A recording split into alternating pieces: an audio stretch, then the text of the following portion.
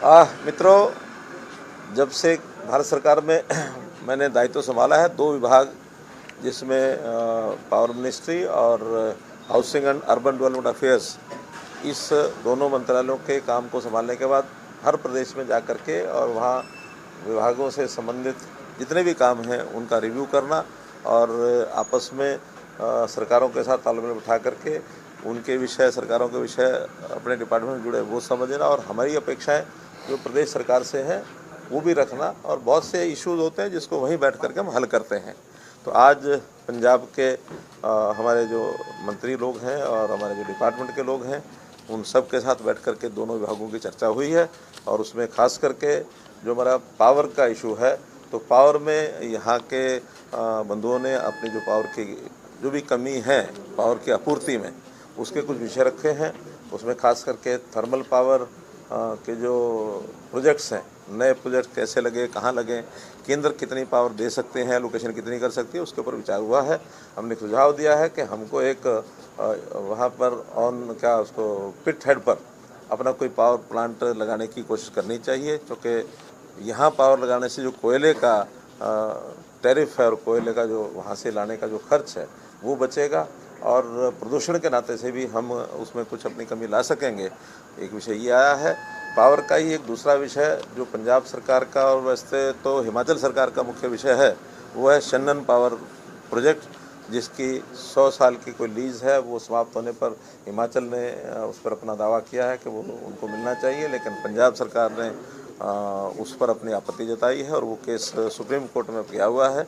तो supreme court में सबके अपने अपने व्यूज़ हैं, वो वहाँ जा कर रखेंगे और जो फैसला सुप्रीम कोर्ट करेगा वो सुप्रीम कोर्ट उस नाते से निर्णय जो देगा वो सभी को मान्य होगा। बीबीएमबी का भी विषय आया है। तो बीबीएमबी में जो नियुक्ति है मेंबर्स की, वहाँ कुछ पिछले दिनों में गवर्नमेंट ऑफ इंडिया के हमारे पावर डिपार्टमेंट ने कुछ नए नियम बनाए 2022 में, उसके ऊपर भी चर्चा हुई है और उस विषय पर भी कोई ना कोई एमिकेबल सोल्यूशन कैसे हो ये हम बैठ करके विचार करके और कोई उसमें यानी जो मेंबर्स हैं, खास करके मेंबर इरिगेशन, मेंबर पावर, ये हरियाणा और पंजाब के ही पहले होते रहे हैं, दोबारा से उसी पद्धति को लागू किया जाए, ऐसी यहाँ के इन लोगों की डिमांड है। तो उस पर गवर्नमेंट ऑफ इंडिया सहानुभूतिपूर्वक विचार करके और बाद में उनको बता दिया जाएगा।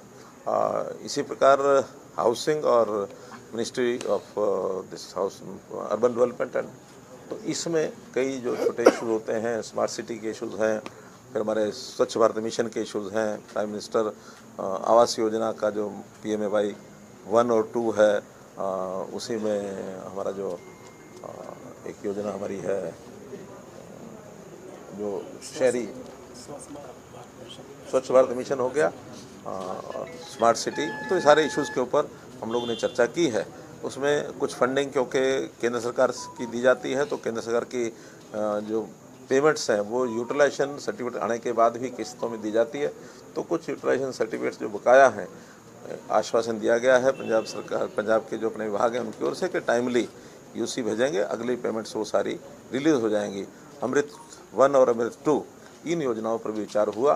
तो इन सब विषयों पर जो भी छोटी छोटी चीज़ें थी आपस में विचार विमर्श करके बहुत एमिकेबली सब बातें आपस में समझी हैं।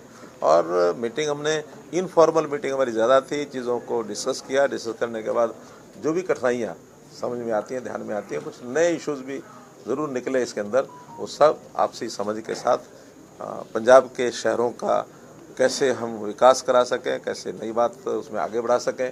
ट्रांसपोर्ट व्यवस्था में जैसे ई बस सेवा में भी एक सुझाव पंजाब की ओर से आया है कि मोहाली और जीरकपुर इसको एक क्लस्टर मान करके और ई बस सेवा की कोई योजना बनाई जाए। मैंने आगे बढ़ करके कहा कि केवल मोहाली और जीरकपुर क्यों, इस क्लस्टर को, क्योंकि बड़ा एरिया है, उसमें मोहाली और जीरकपुर के साथ हम इसमें पंचकुला, चंडीगढ़ जोड़ करके, और क्योंकि पूरा एक साथ लगता एरिया है और पूरी इस आबादी को एक 25-30 लाख की जो भी आबादी है उस हिसाब से एक बड़ा नेटवर्क PM ई बस सेवा का शुरू हो।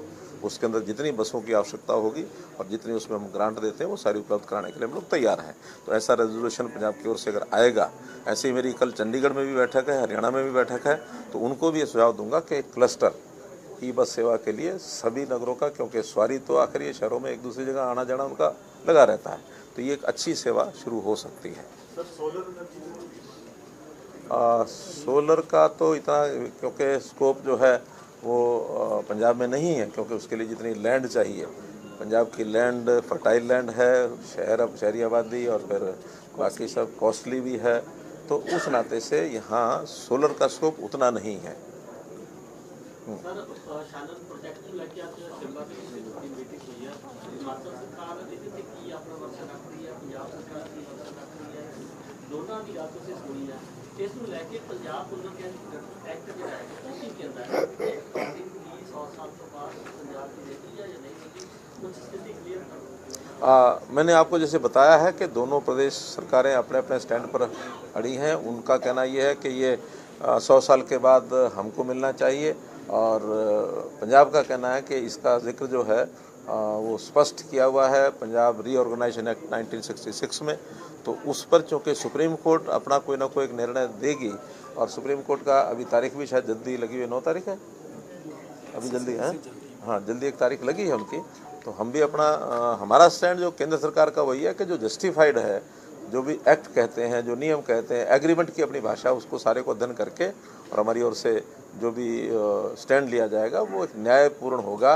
हम किसी की फेवर करना हमारे पार्ट पर उचित भी नहीं है, ना हम हिमाचल की फेवर कर रहे हैं, ना हम पंजाब की कर रहे हैं। जो उचित होगा, जो निर्णय कागज़ों के हिसाब से, यानी एग्रीमेंट के हिसाब से, एक्ट के हिसाब से जो उचित होगा, और वही फैसला मुझे लगता है सुप्रीम कोर्ट करेगा, और जो सुप्रीम कोर्ट करेगा वो सबको मान्य होगा। एक स्टबल बर्निंग को लेकर जो फाइन है उसको इंक्रीज किया गया और फार्मर्स ने बड़ा क्रिटिसाइज किया है इस चीज़ को। देखिए, ये विषय कम से कम ना तो पावर डिपार्टमेंट के अंदर आता है, ना ये महुआ में आता है। तो जो विभाग इस पर लगे हैं उनके सामने अगर आपका कोई सुझाव हो तो आप भेजेंगे, जरूर कोई ना कोई एक्शन है। सर, पॉलिटिकल क्वेश्चन है कि जिस तरीके से JNK में रेजोल्यूशन पास हुआ है आर्टिकल 370 को एब्रोगेट करने के लिए, उसके ऊपर आप कैसे रिएक्शन देंगे? देखिए, झगड़ा भी हुआ सर, सत्तर का कोई कारण नहीं है कि उसको दोबारा से लाया जाएगा। तो abrogation of 370 is final and it is forever, no question to revive it. Sir, एक सवाल ਤੁਹਾਡੇ ਡਿਪਾਰਟਮੈਂਟ ਦੇ ਨਾਲ ਇੰਟਰੈਕਟਲੀ ਕਨੈਕਟ ਵੀ ਕਰਦਾ ਪੋਲੂਸ਼ਨ ਦਾ ਮਸਲਾ, ਕਿਉਂਕਿ ਅਗਰ ਪੋਲੂਸ਼ਨ ਹੋਊਗਾ ਤਾਂ ਸ਼ਹਿਰਾਂ ਦੇ ਵਿੱਚ ਵੀ ਪੋਲੂਸ਼ਨ ਹੋਊਗਾ।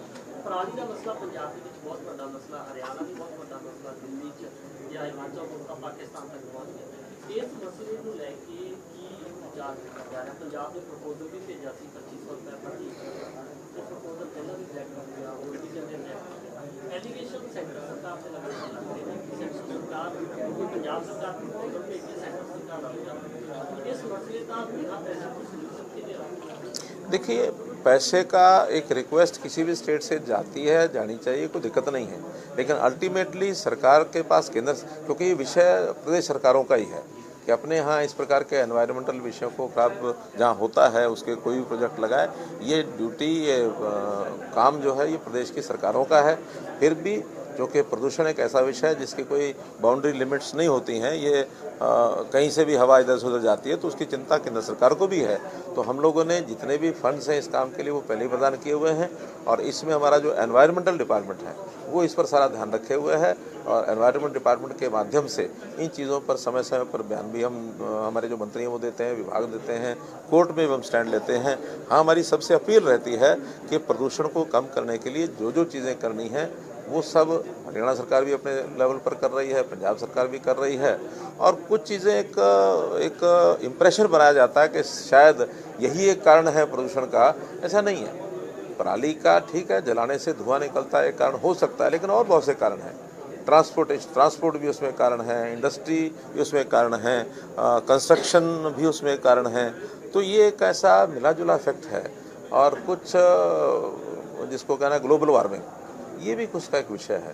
तो ऐसे कई इश्यूज़ को मिल करके, हाँ, पोल्यूशन सबके लिए हानिकारक है, ये पोल्यूशन का निवारण होना ही चाहिए। इस संबंध में आपस में बैठ करके विचार करके जो जो करना होगा सब करेंगे।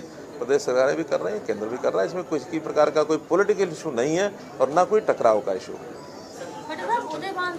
ने आज फिर से ये बोला है कि जो हरियाणा इलेक्शंस है उसमें केंद्र सरकार, इलेक्शन कमीशन सब मिले हुए हैं, हम एक्सेप्ट नहीं करते ये। देखिए, आज से कुछ महीने पहले मेरा एक अपना रोल था, अब वो रोल बदल चुका है। धन्यवाद।